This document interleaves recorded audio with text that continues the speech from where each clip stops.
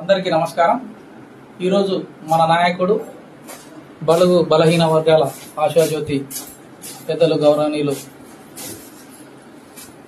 పొంగులేటి శ్రీనివాసరెడ్డి గారి పుట్టినరోజు।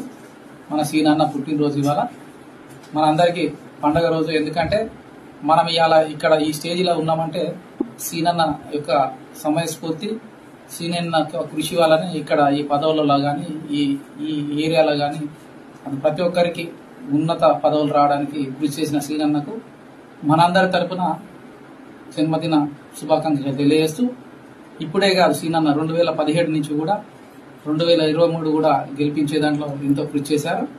అప్పటి నుంచి VK7 మూతపడుతుంది అన్న టైంలో సీనన్న సహాయ సహకారాలతో ఏ కార్మికుడిని ఎక్కడికి పోనీయకుండా ఇక్కడే ఆపాలన్న సంకల్పంతో ఆ రోజు సీనన్న గారు అందరితో అది ఉన్నతాధికారులతో మాట్లాడడం, దానికి అనుగుణంగానే ఏ కార్మికుడు ఎక్కడికి పోకుండా ఇక్కడ సత్తుపల్లి ఎడ్జెట్ చేయడం జరిగింది।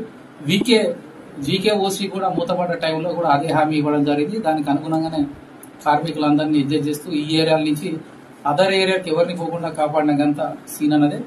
మొదటిసారి ఎమ్మెల్యేగా గెలిచి మంత్రి, ఈ జిల్లాల మంత్రి అయిన ఏకైక వ్యక్తి పొంగులేటి శ్రీనివాసరెడ్డి। ఎంతమంది ఉన్నా సరే ఖమ్మం జిల్లాను ఒంటి చేత్తో పార్టీని ఇటు యూనియన్ నడిపిస్తున్న నాయకుడు సీనన్నని గర్వంగా చెప్పగలం।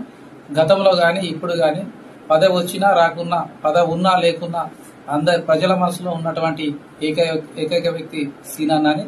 సీనన్నకు అష్టైశ్వర్యాలు, ఆయురారోగ్యాలు ఉండాలని మా యూనియన్ INTC తరఫున, మా తరఫున, మా కుటుంబ సభ్యులందరి తరఫున, నా మిత్రులందరి తరఫున, పార్టీ తరఫున అన్నకు మరొకసారి జన్మదిన శుభాకాంక్షలు తెలియజేస్తూ జై సింగరేణి, జై తెలంగాణ, జై శ్రీరామ్, జై శ్రీరామ్।